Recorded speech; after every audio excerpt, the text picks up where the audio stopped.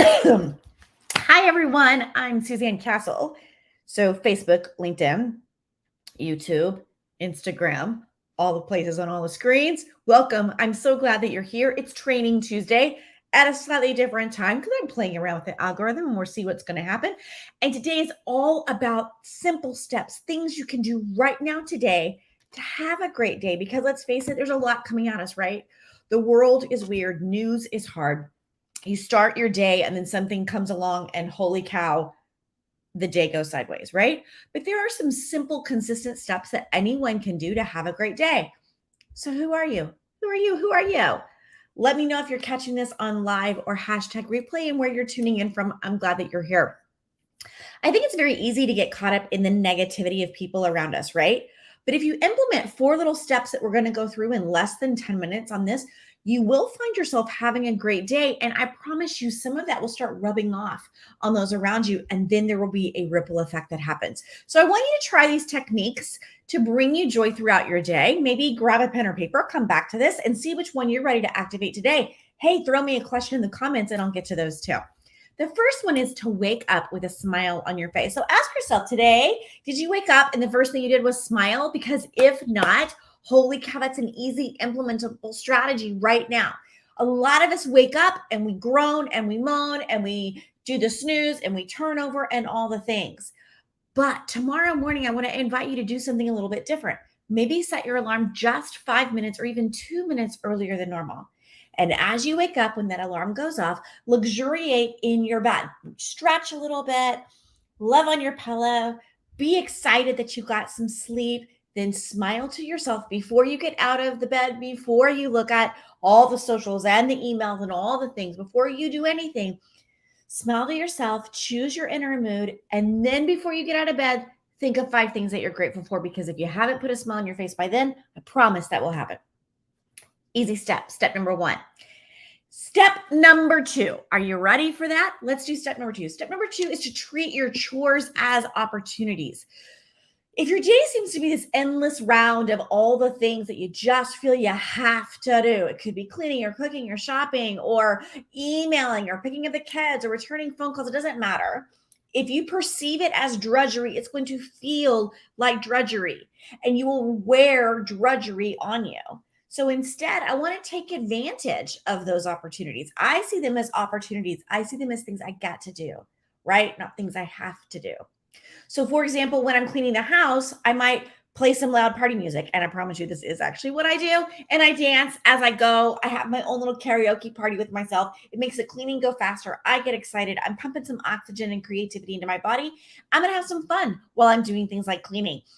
For example, when I'm preparing meals, I'm talking to my dogs. I'm having a good time. Brian might be across the way from me, sipping something, and we're just chatting and going along our day and having quality time at the same time. It helps so much. There are things that you can do when I'm out and about. I try to smile at every single person that I meet. It changes me. It might change them, it might not, but it changes me. And that's the important thing here. And it avoids rushing for me because I'm choosing to see every opportunity as an interaction. I love that. It really does help bring a lot of joy to my life and maybe to somebody else's. That's step number 2. Let's go to step number 3. Use the stop sign. No, not the stop sign when you're in your car, not the red thing, but kind of. Stay with me. Anytime that I'm beginning to feel upset or maybe anxious, definitely frustrated, feeling the anger kind of start to rise up as I go through the day, the first thing I think of is a flashing stop sign, right? That red stop sign. Maybe it could be purple if you don't like red, whatever works for you. And when that happens, I take a deep breath. Literally, I'm like flashing red sign, take a deep breath.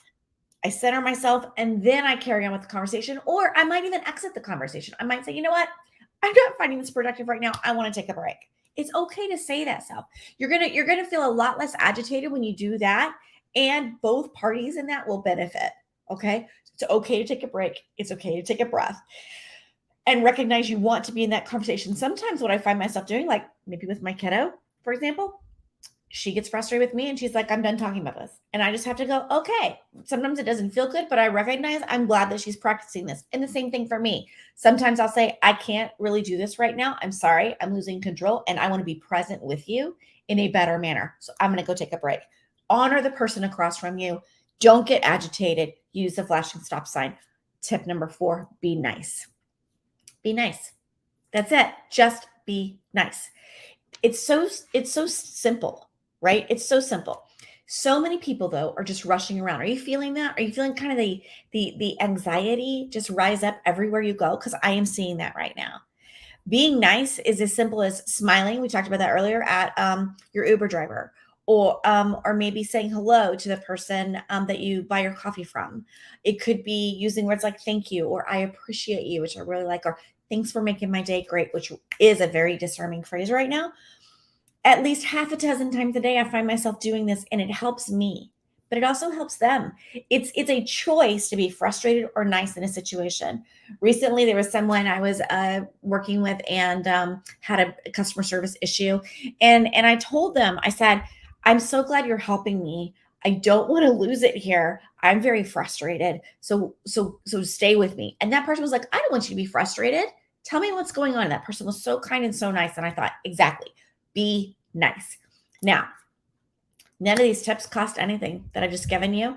They don't, and honestly, they don't even take that much time. Easier, but I promise you, it's easier on your body and your face and your mind and your soul and your spirit if you just choose in a moment contentment and happiness over faux rage and anxiety.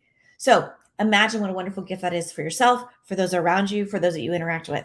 That being said, being happy doesn't make everything perfect. I know that, but it does mean that you've decided to make a choice that's different. So I want you to start by preparing your day to have a good one. Implement one of these 4 tips. Let me know in the comments which one you're willing to try this week, and I'd love to hear more from you. All right, I'll see you next Tuesday on Training Tuesday. Bye. I'm Suzanne Castle.